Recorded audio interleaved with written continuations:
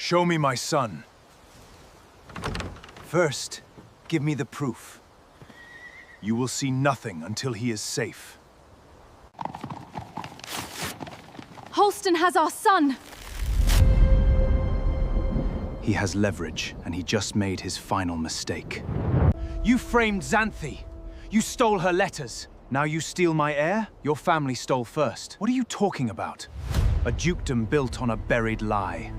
Rain hammered the cobblestones of Ravenscar Manor as the carriage rolled to a halt before its towering iron gates, and Xanthe stepped down into the storm with a child's small hand clutched tightly in hers. The boy was 5 years old, with wind-tossed dark curls plastered to his forehead and eyes the color of storm-touched silver. The exact shape as the man who ruled this house. The stable boy dropped the lantern he was carrying. It shattered against the stone, and the flame guttered out. Xanthe. The word came from a footman near the door, disbelief cracking his voice. Xanthe Marchetti, you were told never to return here. I know what I was told. Her voice did not shake, though everything inside her did. She tightened her grip on her son's hand and lifted her chin toward the manor's great arched windows, where candlelight flickered behind heavy velvet curtains. Tell your master his past has come to collect what it left behind. Above, on the second floor, a curtain moved. A shadow stood motionless behind the glass, tall, broad-shouldered, unmistakable even through rain-streaked panes. Duke Roland Ravenscar had not moved in 3 full minutes.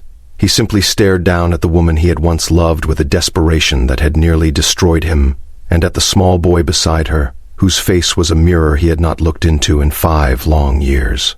His heart, which the tongue whispered did not exist, slammed once, hard, against his ribs. Impossible, he whispered to the empty room. It cannot be him. But some part of him, the part that had spent 5 years pretending he had not searched every port, every parish record, every whispered rumor for a woman who had vanished like smoke, already knew. He was wrong to hope. Hope in this house had always come with a price. Below, in the driving rain, Xanthe Marchetti stood her ground beneath the gates of the man who had once promised her forever, and then let her walk away without a single word of protest. She had sworn, on the night she left this house in disgrace, that she would never return. She had built a life far from these walls, small, careful, quiet, a life stitched together with secrets and sacrifice. But 3 weeks ago a letter had arrived, sealed with a crest she recognized instantly, warning her that Duke Roland was to be married within the month to a woman who was not the boy's mother, and never would be. She had told herself she was only coming to warn him, to protect her son from a truth that might one day surface in worse hands than her own. She had told herself many things on the long carriage ride north.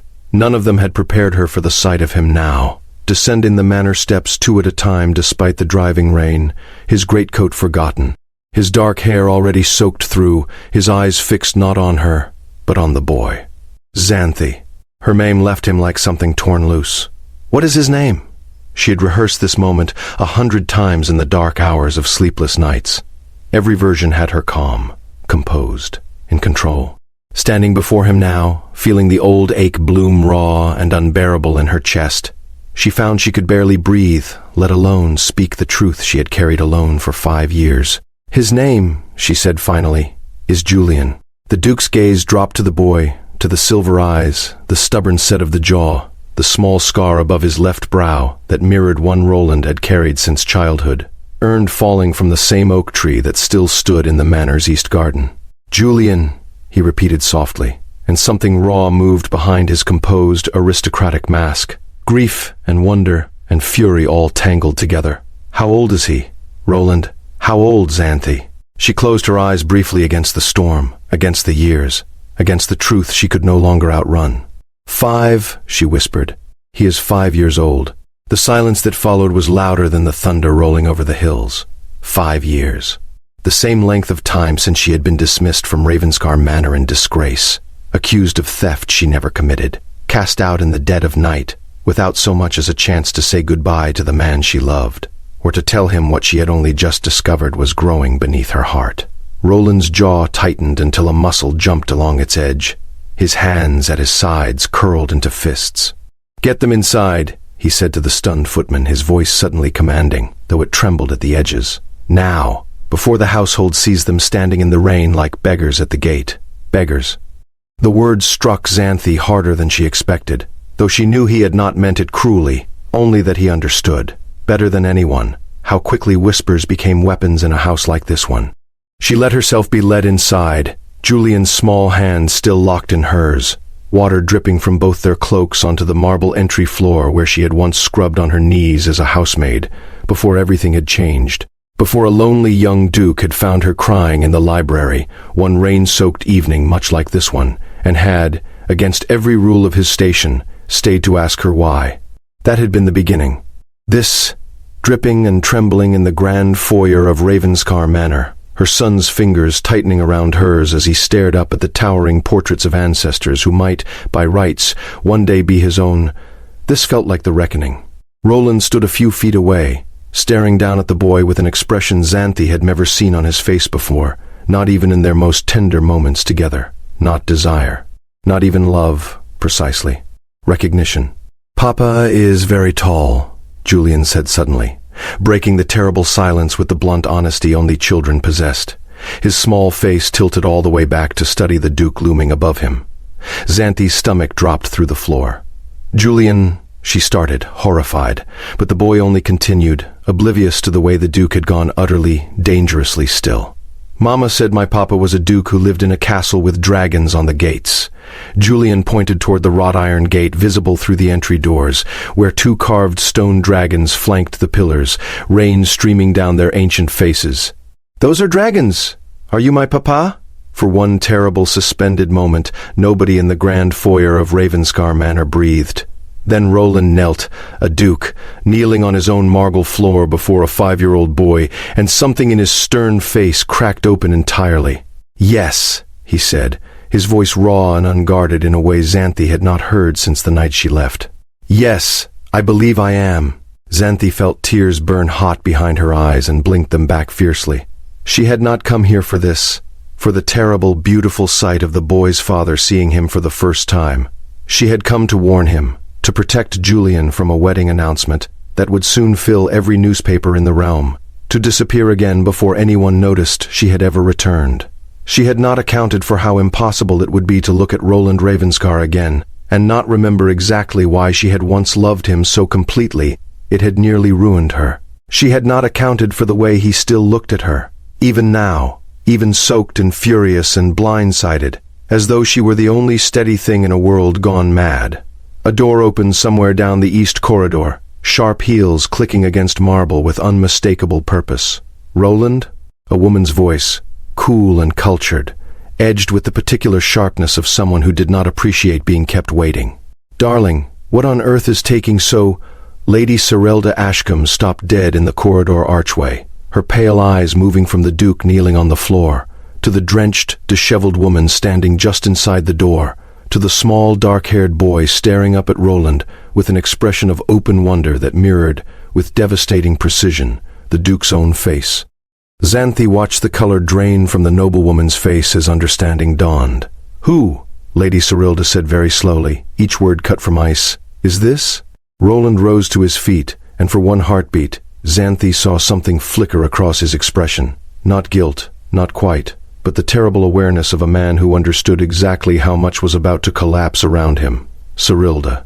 His voice had returned to its usual measured control, though Xanthe, who knew him better than anyone alive, could hear the strain beneath it. "This is not the moment, it is precisely the moment." Lady Serelda's gaze fixed on Xanthe with cold, assessing fury. "You are the maid, the one who was dismissed for theft 5 years past. I remember the scandal." Lady Winslow spoke of nothing else for a month. Her eyes moved to Julian, and something in her expression shifted, sharpened, turned dangerous. "And this child, his name is Julian," Roland said, each word deliberate, final, "and he is my son." The declaration rang through the marble foyer like a bell tolling the end of something. Lady Serelda's composure did not shatter. Women of her breeding did not shatter in front of servants. But something colder took its place. Something Xanthe recognized instantly as far more dangerous than shock or grief. Calculation. "How extraordinary," Lady Serelda said softly, "that this revelation arrives precisely 3 weeks before our wedding is to be announced to the entire realm." Her gaze slid to Xanthe with icy precision. One might almost think it was timed. I did not come here for him. The words left Xanthe before she could stop them, sharper than she intended. I came to protect my son. I had no interest in disrupting your engagement, my lady. And yet, Lady Cyrilda's smile was thin as a blade. Here you stand, in the Duke's own foyer, with a child bearing his exact eyes, 3 weeks before the most important event of his life. Forgive me if I fail to believe in such convenient timing.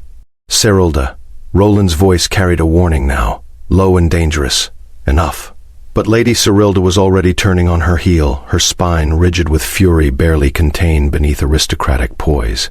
We will discuss this, privately, tonight. She cast one final glacial glance at Xanthe before sweeping from the foyer, her heels striking the marble like small, precise gunshots. The silence she left behind felt heavier than the storm still raging beyond the windows. Roland exhaled slowly, dragging a hand down his rain-damp face, and for a moment, standing there in his own grand entryway, he looked less like a duke and more like a man drowning. Xanthe. He turned to her, and the composure he'd shown Lady Cyrilda dissolved entirely, leaving something raw and pleading in its place. 5 years, you let me believe you simply vanished.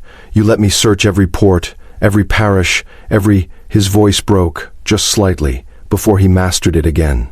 You let me raise no son at all, when I had one waiting.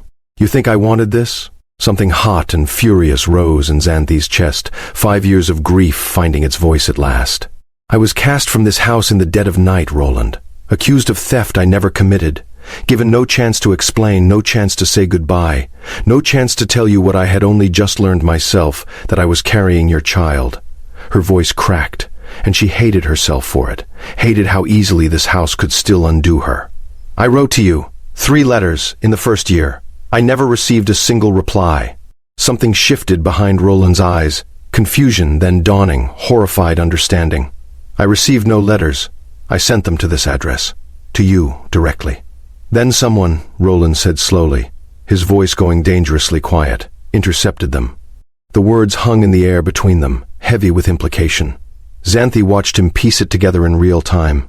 The missing letters, the sudden and unexplained accusation of theft that had gotten her dismissed without trial, the convenient timing of it all occurring just as her condition would have begun to show. Who, Roland said, handled the household correspondence? 5 years ago? Xanthe's blood went cold as the answer surfaced from memory.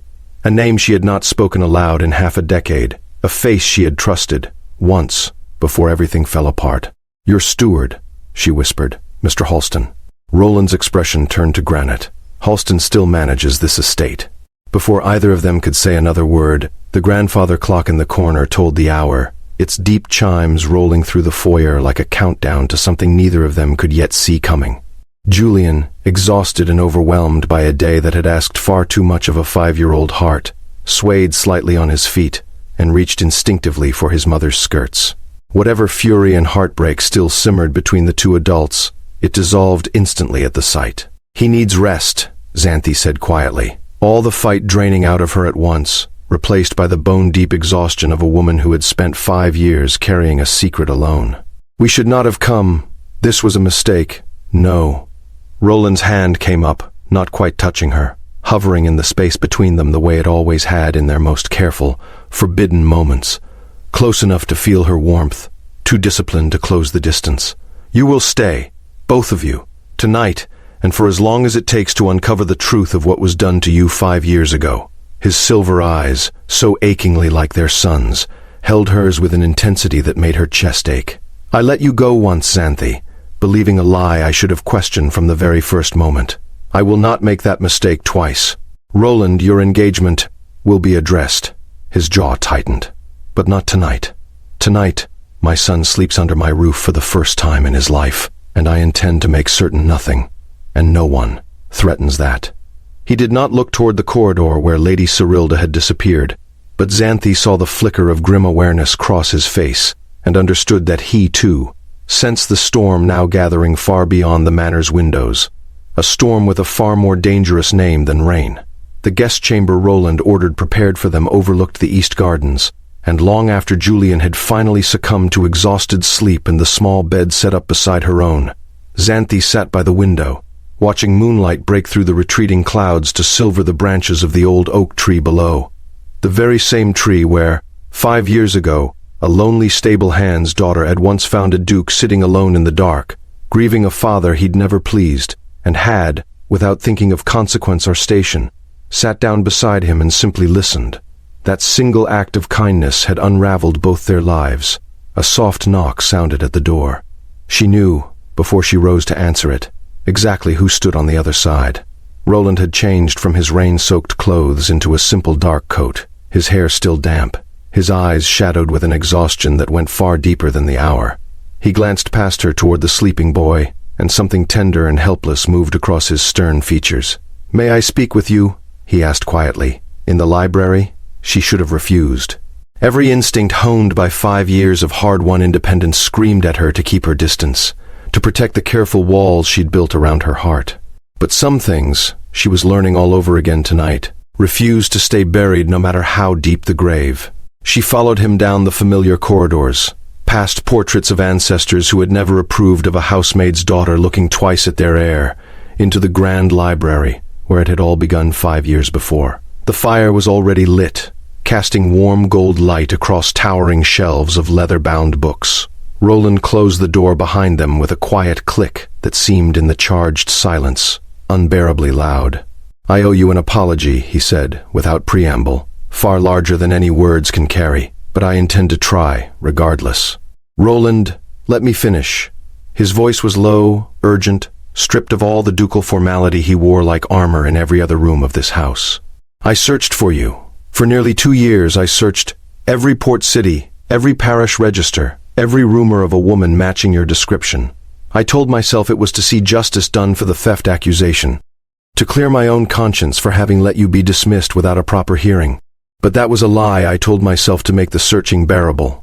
He took a step closer, and she felt the old, dangerous pull of him, undiminished by 5 years or an ocean of grief between them. "I was searching because I loved you, Xanthe. Because letting you walk out of this house without a fight was the single greatest failure of my life, and I have regretted it every day since." Xanthe's breath caught painfully in her throat. "You are engaged to be married, to a woman my mother arranged for me to court in the aftermath of losing you, when I no longer cared enough about my own future to object." Something bitter and self-aware crossed his face. "It was never a match born of love, Xanthe. It was a match born of grief and duty, and the particular exhaustion of a man who had given up hoping for anything better. And now—" His silver eyes, so painfully familiar, held hers without flinching. "Now the woman I never stopped loving has walked back into my life with a son I did not know existed, and I find I am no longer capable of pretending duty matters more than truth." The fire crackled in the silence that followed, throwing shifting light across the space between them, a space that felt, suddenly, far too small and far too vast all at once. "Halston will be questioned first thing tomorrow," Roland continued, when she said nothing, his voice steadying into something more controlled, more dangerous. "If he intercepted your letters, if he fabricated the theft accusation that drove you from this house, I intend to know why, and I intend to know who, if anyone, instructed him to do it." Xanthe's stomach twisted uneasily. "You think someone ordered it done?" "I think," Roland said slowly, "that a steward does not risk his position and his neck to dismiss a housemaid over a missing brooch worth a fraction of his own salary, unless someone with far more to gain instructed him to do so." His jaw tightened. "And I think that whoever it was understood, better than I did at the time, exactly what you meant to me, and exactly what a child between us would threaten." The word threaten hung in the air, heavy with implications neither of them dared voice fully yet. "My mother," Xanthe said slowly, the old grief resurfacing with new, sharper edges, "never believed the accusation. She said as much. The night before I left, she said someone in this house had reason to see me gone, that had nothing to do with any brooch." "Did she say who?" Xanthe shook her head. "She died the following winter. Whatever she suspected, she took it with her." Roland's expression darkened with something close to grief. "Then we begin with Halston, and we do not stop until every thread is pulled loose." He stepped closer, close enough now that Xanthe could feel the warmth radiating from him, could smell the familiar cedar and rain scent of his skin that had haunted 5 years of restless dreams. "But know this, Xanthe, whatever we uncover, whatever the cost to my engagement, to my standing, to the careful order of this house, I do not intend to lose you and my son a second time. Her heart, traitorous and aching, leapt toward him even as her mind screamed caution. Roland, this is not so simple. Lady Serilda's family holds considerable influence. A scandal of this magnitude could— I do not care. The words came fierce and immediate, startling in their intensity. Let the entire realm speak of scandal. Let every newspaper from here to the capital print whatever version of this story they please. I have spent 5 years being the dutiful duke, the composed heir, the man who does what is expected, regardless of what it costs his own heart. His hand rose, finally, to cup her jaw with a gentleness that made her breath catch. I am done paying that price, Xanthe. I want my son to know his father. I want— He stopped himself, visibly reining in words too dangerous to speak so soon, though his eyes said everything his mouth held back. You should rest, Xanthe said softly, stepping back before the pull of him overwhelmed every careful defense she'd spent 5 years building. Tomorrow will bring enough difficulty without either of us losing our composure tonight. Something like disappointment flickered across Roland's face, quickly masked. Of course. Forgive me. She turned toward the door, her hand on the handle, when his voice stopped her one final time. Xanthe. She glanced back to find him standing before the fire, silhouetted in gold light, looking every inch the powerful duke the world knew him to be, and yet, in his eyes, still that same lonely young man she'd found grieving beneath an old oak tree 5 years before. Thank you for bringing him home, whatever else happens between us, whatever this house tries to do to prevent it. Thank you for letting me know my son. Her throat tightened painfully. He deserved to know his father, Roland. Whatever happened between us, he was never part of that reckoning. She left the library before the tears building behind her eyes could fall, before the old, dangerous longing could pull her back across the room, and into arms she had spent 5 years trying to forget the feeling of. She did not see the shadow that shifted near the far end of the corridor as she passed. A figure who had been listening at the library door far longer than either of them realized, whose thin mouth curved into something that was not quite a smile, as he slipped silently back toward the servant's stair. Mr. Halston had heard every word, and by morning Lady Serilda Ashcombe would hear it too. Xanthe woke before dawn to the soft, unfamiliar sounds of a house she had once known intimately. The distant clatter of the kitchens coming to life, footsteps in corridors that used to be her own to walk. Beside her, Julian slept soundly, one small hand curled beneath his cheek, utterly unaware of the storm gathering around the truth of his existence. She dressed quietly and made her way toward the kitchens, driven by an old habit of rising early that 5 years of independence had never fully broken, only to stop short in the corridor at the sound of raised voices behind the closed door of the Duke's private study. Cannot simply dismiss the arrangement, Roland. Whatever sentiment you imagine you feel for a woman who abandoned this house in disgrace, Lady Serilda's voice, sharp with barely controlled fury. She did not abandon anything, Roland's voice answered, low and dangerous. She was cast out on a false accusation, and I intend to prove precisely that, along with whoever orchestrated it. And if you cannot prove it, if the truth is simply that she left carrying a bastard child and chose, 5 years later, to return when it suited her ambitions. Careful, Serilda. The warning in Roland's voice sent a chill down Xanthe's spine even through the closed door.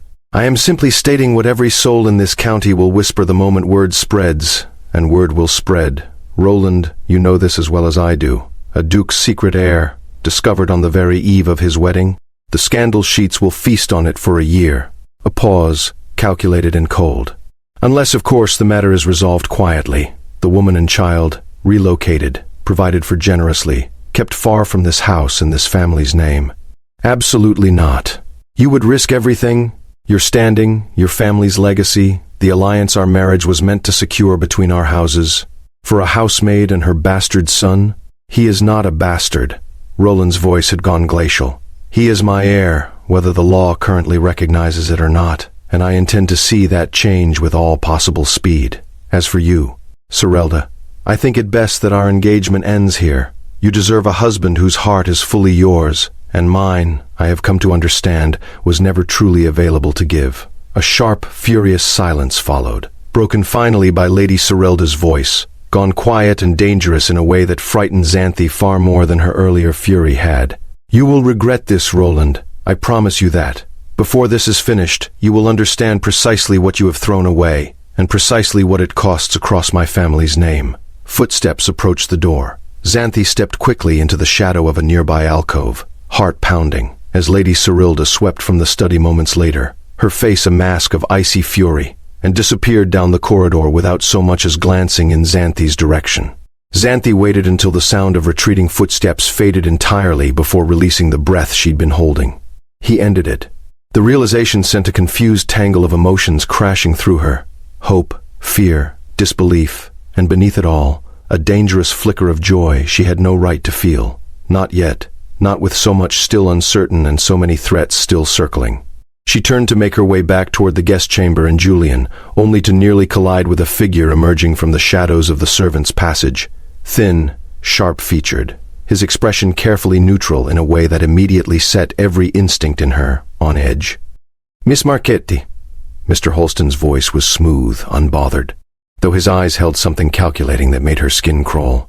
"How unexpected to find you wandering the corridors so early. I do hope you slept well, given the circumstances of your rather dramatic return." "Mr. Holston." She kept her voice level despite the sudden hammering of her pulse. "I understand you'll be answering some questions today regarding correspondence sent to this house 5 years ago." Something flickered behind his eyes. There and gone so quickly she might have imagined it, had she not spent years learning to read the careful masks of people who wished her ill. "I look forward to clarifying whatever confusion has arisen," he said smoothly. "Though I would caution you, Miss Marchetti, against placing too much faith in the Duke's current sentiment. Men in his position have made grand declarations before, in moments of high emotion, only to reconsider once the practical realities of scandal and legacy reassert themselves." His thin smile did not reach his eyes. "It would be a shame for you and your son to build hopes upon a foundation so easily reconsidered." "Is that a warning, Mr. Holston?" "Merely an observation, born of many years' service in this house." He inclined his head with cold courtesy. "Good morning, Miss Marchetti. I trust the young master slept comfortably on his first night beneath his father's roof. One does wonder how many more nights he shall have the privilege." He continued down the corridor before she could respond, leaving her standing alone in the pale gray light of dawn, dread coiling cold and heavy in her stomach. Whatever Holston had done 5 years ago, whatever role he'd played in tearing her from this house and from the man she loved, she understood now with sudden, sickening clarity. He was not finished. And Lady Serilda's parting threat, still ringing in her ears, suggested the danger circling her son had only just begun to gather its full and terrible momentum. She hurried back to the guest chamber, needing suddenly and desperately to see Julian safe in his bed, to reassure herself that whatever storms were gathering beyond these walls, her son remained, for now, untouched by them. She found the chamber door standing slightly ajar. Her heart stopped. "Julian?" She pushed the door open, scanning the room in rising panic. The small bed sat empty, its blankets thrown back. "Julian!" Silence answered her. Xanthe's blood turned to ice. She spun toward the corridor, prepared to scream the house down, when a small, familiar voice drifted from further down the hall, followed by a low, warm rumble of laughter she recognized instantly. She followed the sound to find Roland kneeling in the corridor outside his study, showing Julian a small wooden carving of a horse, the boy's face alight with the particular wonder of a child discovering, for the first time, a father's undivided attention. Relief crashed through Xanthe so violently her knees nearly buckled. "He found his way to my study before you woke," Roland said, glancing up at her with something almost sheepish beneath his usual composure. "I did not think to send a word. Forgive me. I only wished a few moments. It's all right." Xanthe pressed a hand to her chest, willing her racing heart to steady. "I only feared—" She stopped herself before voicing the fear aloud, but Roland's expression sobered instantly, understanding passing between them without need for words. He rose, lifting Julian easily into his arms. The boy went willingly, already utterly at ease with a father he'd known less than a full day, and met Xanthe's eyes with quiet, fierce resolve.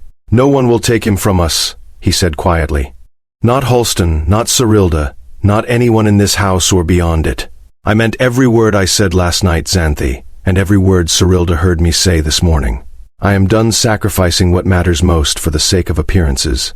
Xanthe wanted, desperately, to believe him. Some fragile, long-buried part of her heart already had. But standing in that corridor, watching her son laugh in his father's arms, while danger gathered unseen in the shadows of this grand and treacherous house, she could not shake the cold certainty that the worst of the storm had not yet broken, and that whatever Halston and Lady Seralda were planning behind their careful, courteous masks, it would not wait much longer to strike. The days that followed unfolded with a strange, fragile tenderness that Xanthe had not allowed herself to hope for in 5 long years of solitary grief.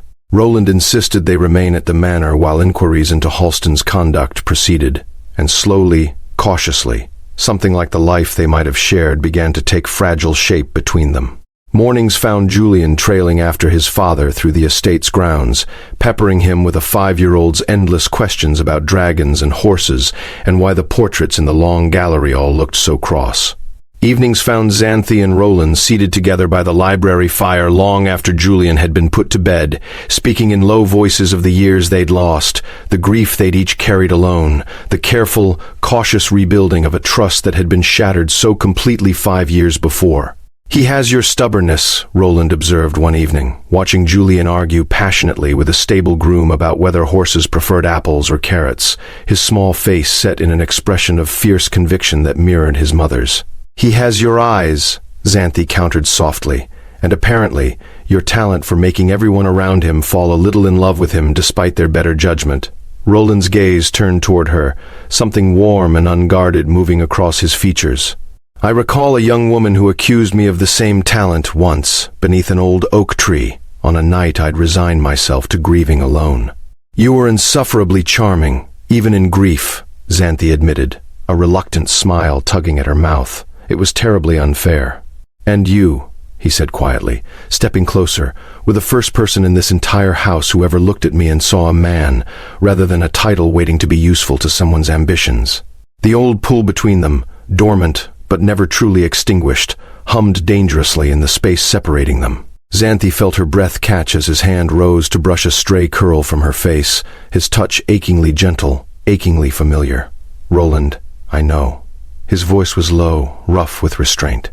"There is still much unresolved between us. Halston's inquiry, the question of Julian's legal recognition, whatever Seralda and her family intend by way of retaliation." His thumb traced the curve of her cheek with heartbreaking tenderness. "But I find I can no longer pretend I do not want this, Xanthe.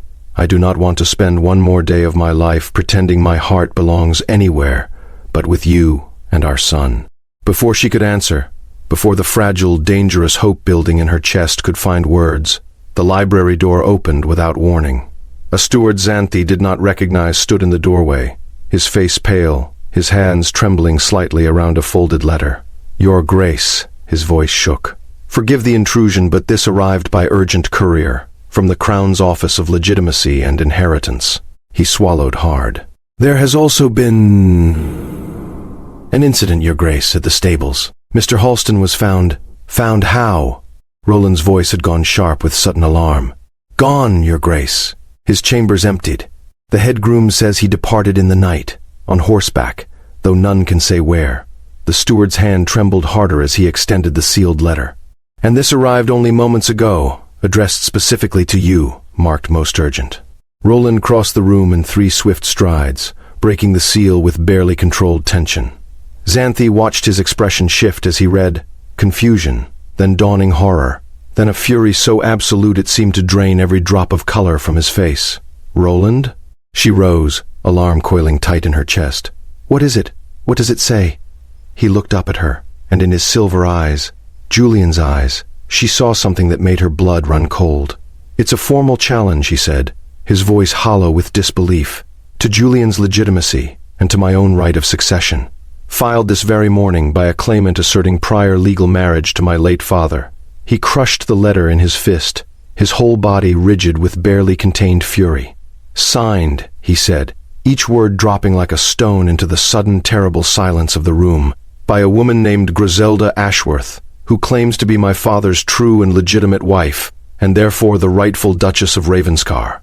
The fire crackled in the grate, the only sound in a library gone deathly still, as the full weight of the revelation settled over them both like a shroud.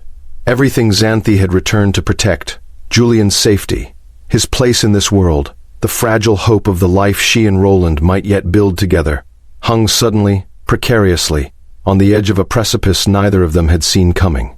And somewhere beyond the manor's walls, in the darkness of a night gone suddenly much colder, Mr. Halston rode hard toward a destination only he and his mistress knew, carrying with him secrets that would soon shatter everything the Duke of Ravenscar believed about his own inheritance, his own name, and the woman he had just sworn, with his whole broken and mending heart, never to let go of again.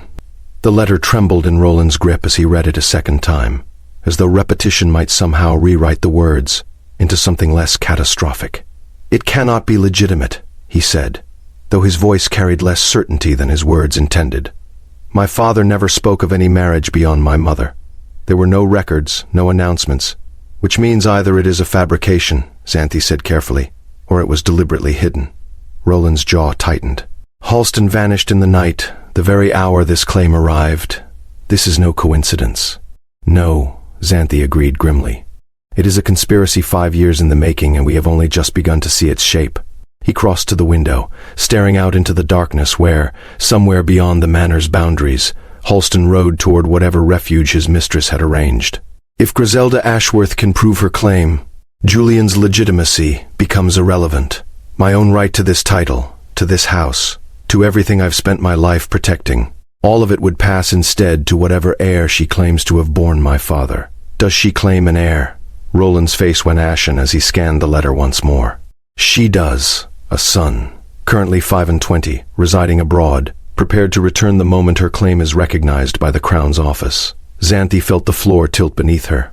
Not only Julian's future is at stake now, but Roland's very identity. Everything he had built his life upon suddenly rendered uncertain by a stranger's signature on a piece of parchment.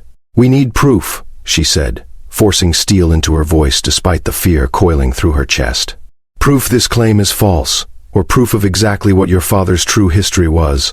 Somewhere in this house, there must be records, marriage certificates, correspondence, something Halston either overlooked or believed sufficiently hidden." "The estate archive," Roland said slowly, something sharpening in his expression. "My father kept meticulous records of every legal matter concerning the dukedom. If a genuine prior marriage existed, there would be documentation. And if this claim is fabricated, the absence of any record will help prove it. Then we begin there, tonight." He looked at her with something between gratitude and disbelief. "You would help me untangle this, after everything my own house has done to you?" "Roland." Xanthe crossed the room and took his hand, feeling the tension coiled through every muscle.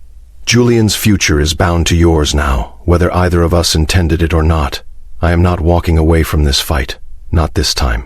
Something fierce and tender moved across his face, and for a moment, the weight of the crisis around them seemed to recede, leaving only the two of them, standing together against whatever storm was coming. Then he nodded, resolving to hardening his features into something formidable. "The archive is below the east wing. We'll need candles. The room hasn't seen regular use in years." The estate archive proved to be a vaulted chamber lined floor to ceiling with ledgers, deeds, and correspondence spanning nearly 2 centuries of Ravenscar history. Dust lay thick over shelves untouched in years, and the single candelabra Roland carried cast long, shifting shadows across towering stacks of the family's accumulated legal history. "Where would we even begin?" Xanthe asked, surveying the overwhelming scope of the room. "My father's personal correspondence," Roland said, moving toward a locked cabinet near the far wall. He produced a small brass key from his coat and turned the lock with a soft click. "If there was ever a marriage prior to my mother, he would have kept some record of it here, even if only to ensure its eventual dissolution or annulment could be proven." They worked in tense silence for the better part of an hour, sorting through decades of correspondence, legal filings, and personal papers by flickering candlelight. Xanthe's fingers grew stiff with cold and dust, her eyes straining against the poor light, but she pressed on, driven by the same fierce determination that had carried her through 5 years of raising Julian alone. "Roland," she'd found it tucked between 2 unrelated ledgers, easily overlooked by anyone not searching with such desperate precision. A small, leather-bound journal, its pages yellowed with age, bearing his father's unmistakable handwriting across the frontispiece. "This appears to be a personal diary, from before your parents' marriage." Roland crossed to her side immediately, and together they turned through brittle pages by candlelight, tracing his father's youth through entries growing increasingly urgent, increasingly troubled. Here, Xanthe's finger stopped on an entry dated some 30 years past. Griselda continues to press the matter of marriage, though I have made plain my intentions do not extend beyond what has already passed between us. She threatens to claim a false ceremony took place, should I proceed with the match my family has arranged. I have informed my solicitor of her threats, and instructed him to maintain a thorough record of the truth, should such falsehoods ever resurface. Roland's breath caught. There. His solicitor would have kept that record. Do you know who served as his solicitor? Mr. Aldwin Fairweather, retired some years ago, but I believe he still resides in the county. Roland's expression hardened with new purpose. If any proof exists disproving Griselda Ashworth's claim, it will be in Fairweather's records. A sound echoed from the corridor beyond the archive. Soft, deliberate footsteps, pausing just outside the door. Roland's hand shot out, extinguishing the candelabra in a single swift motion, plunging the chamber into darkness. "Someone's there," he breathed against Xanthe's ear, his arm coming protectively around her. The footsteps paused directly outside the archive door. A long, tense silence stretched between them, broken only by the frantic hammering of Xanthe's own heart, before the footsteps finally retreated, fading down the corridor into silence. "We need to leave," Roland murmured. "Now, before whoever that was returns with the company." They emerged from the archive minutes later, Xanthe clutching the journal tight against her chest, only to find the corridor beyond eerily empty, save for a single candle guttering in its sconce, and the faint, retreating scent of a perfume Xanthe recognized instantly, having smelled it on Lady Cyrilda's collar the very first night of her return. "She knows we're searching," Xanthe said grimly. "Then we move faster than she can counter." Roland's expression had gone hard with determination. "Fairweather tomorrow, first light. We cannot afford to wait." Aldwin Fairweather proved to be a stooped, sharp-eyed man well into his 70s, whose modest cottage at the edge of the county nonetheless contained, in a locked study lined with legal volumes, the precise records his decades of service had compiled. Griselda Ashworth. The old solicitor's mouth thinned with distaste as Roland explained the situation, Xanthe standing beside him with Julian's journal. No, his grandfather's journal, she corrected herself, clutched in her hands. "I remember the woman well, Your Grace, though I confess I hope never to hear her name spoken in connection with this family again." "You knew her?" "I represented your father's interests when she first attempted this very claim some 20 years past." Fairweather rose slowly, moving toward a locked filing cabinet with the careful precision of a man who had spent his career guarding precisely such secrets. "She was your father's mistress for a brief period in his youth, before his marriage to your mother. When he ended the arrangement, she threatened precisely this, a false claim of secret marriage, intended to secure her own position and that of any children she might bear. Did she bear a child? A son, yes, though your father maintained, and I believed him entirely, that the boy was not his own. Griselda had taken up with several gentlemen during the period in question." Fairweather produced a thick sealed file, setting it upon his desk with the reverence of a man handling something explosive. "Your father commissioned a full legal deposition at the time, along with sworn statements from 3 independent witnesses attesting there had been no marriage, secret or otherwise. I have maintained these records precisely because I suspected she might attempt this gambit again, once your father was no longer alive to refute her directly." Roland's hands shook slightly as he opened the file, scanning document after document proving, with unassailable legal precision, that no marriage had ever taken place between his father and Griselda Ashworth. "This is enough," he said, relief and fury warring across his face. "This is more than enough to end her claim entirely. There is more you should know, Your Grace." Fairweather's expression turned grave. "The son she raised, the one she now claims as legitimate heir to the dukedom. I have long suspected his true father to be a man far closer to your own household than Griselda ever admitted." Xanthe felt a cold premonition settle over her before Fairweather even spoke the name. "Your father's own steward at the time," the old solicitor said quietly. "A young man named Josiah Halston." The room went utterly silent. "Halston's father," Roland said slowly, disbelief and dawning fury coloring every word. "The current Halston who served in my own household, who intercepted Xanthe's letters, who orchestrated her dismissal, would be that same son," Fairweather finished grimly. raised his entire life believing himself cheated of a dukedom that was never rightfully his to claim, and apparently determined, 1 generation later, to see the wrong, as he perceives it, finally corrected. Everything crystallized with sudden, devastating clarity. Halston's calculated cruelty toward Xanthe 5 years before had never been mere loyalty to his employer, nor simple malice. It had been the opening move in a decades-long conspiracy, patiently pursued across 2 generations, aimed at unseating the Ravenscar line entirely and installing Griselda's son, Halston's own half-brother, by all appearances, in Roland's place.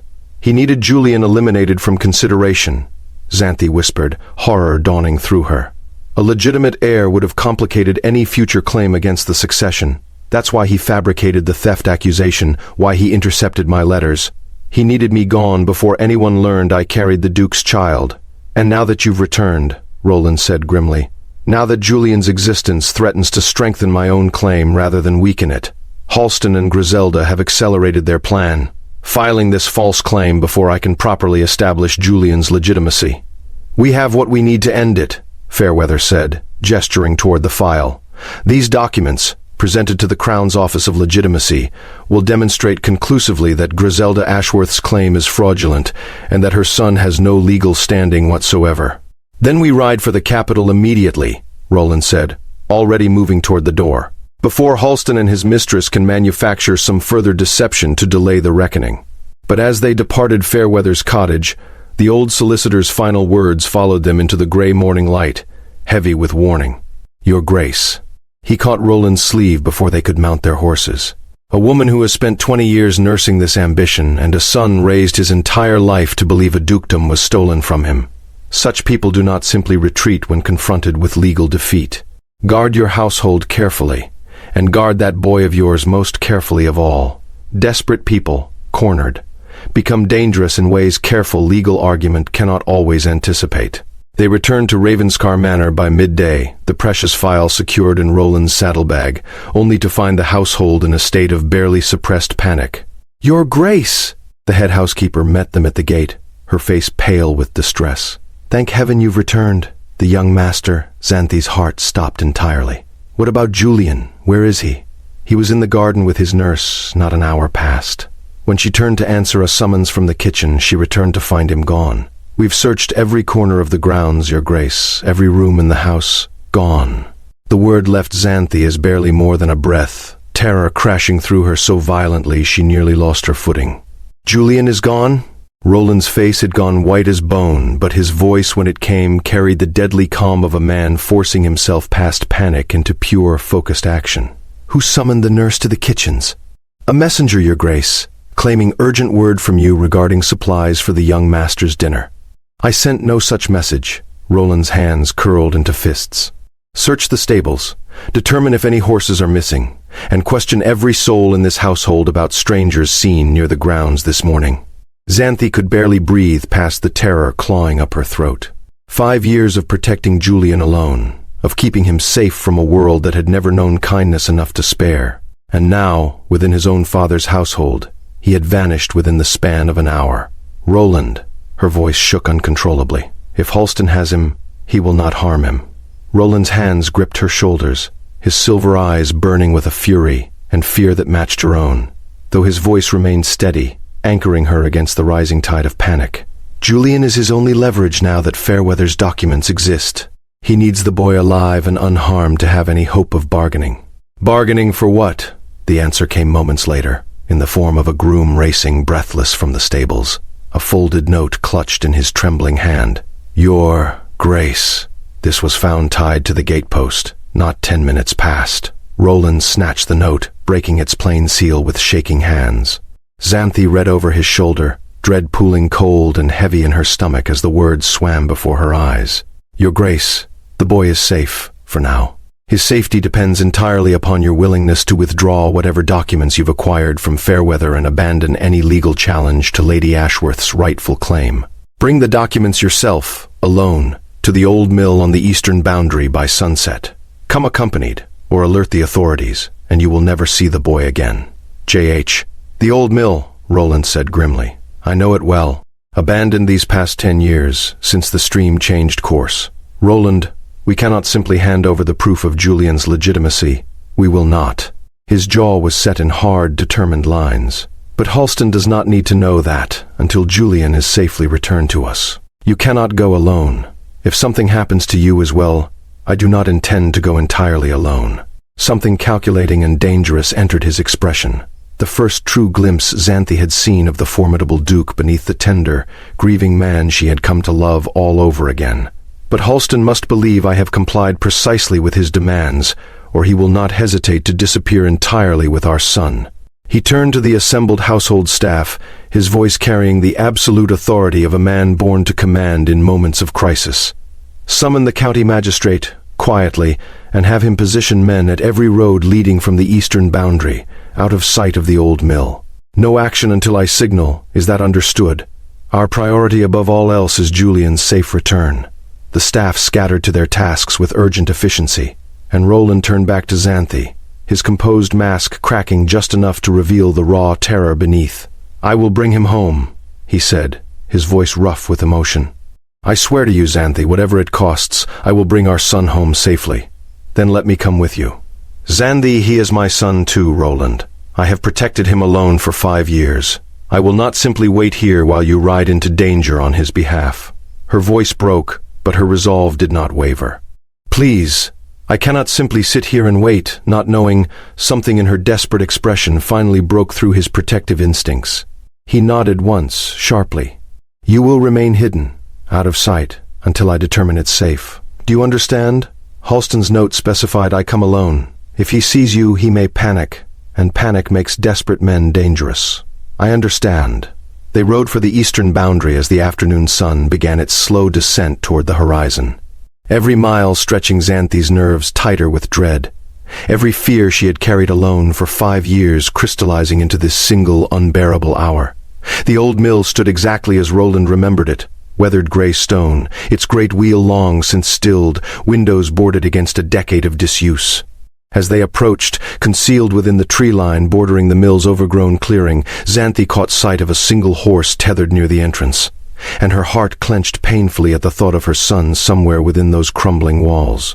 "Stay here," Roland murmured, his hand brushing hers with fierce, silent reassurance before he moved from the tree line into the open clearing, the leather satchel containing Fairweather's documents held visibly at his side. "Halston." His voice carried across the clearing, steady and commanding despite the fear Xanthe knew must be raging beneath his composed exterior.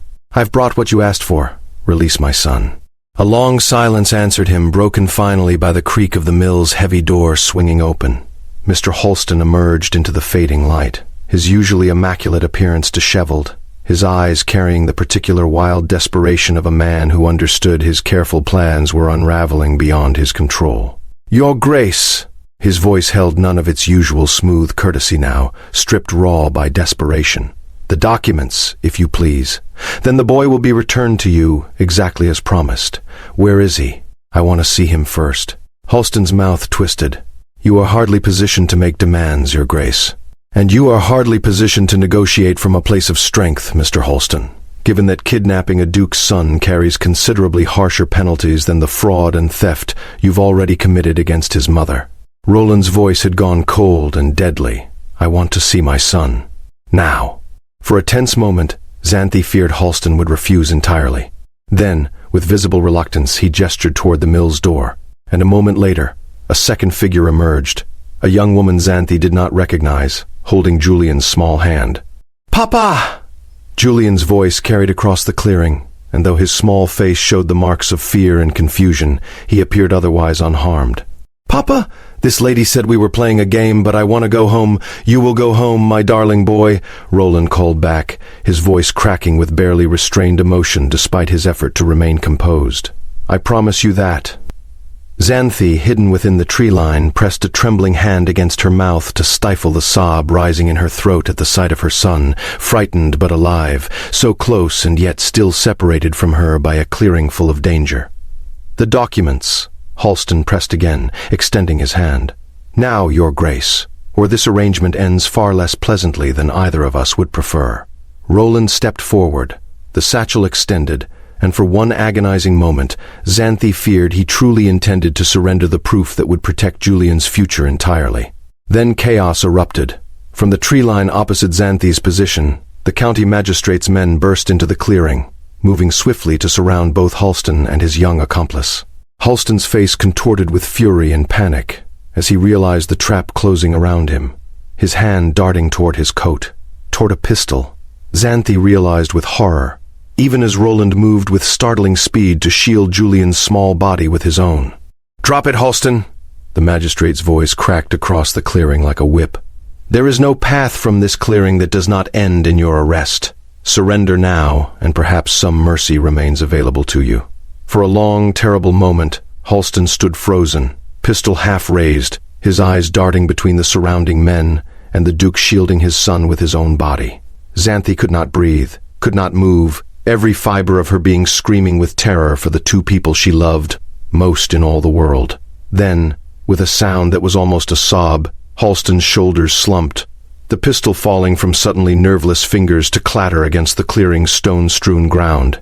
"It was never meant to end this way," he said, his voice hollow with the particular despair of a man watching decades of carefully nursed ambition collapse in a single moment. "My father was cheated of everything that should have been his. I was raised on that truth, that grievance, that promise that one day the wrong would be righted. Your father's claim was fraudulent from the very beginning," Roland said, his voice steady now that Julian was safely gathered into his arms, the boy sobbing quietly against his father's shoulder.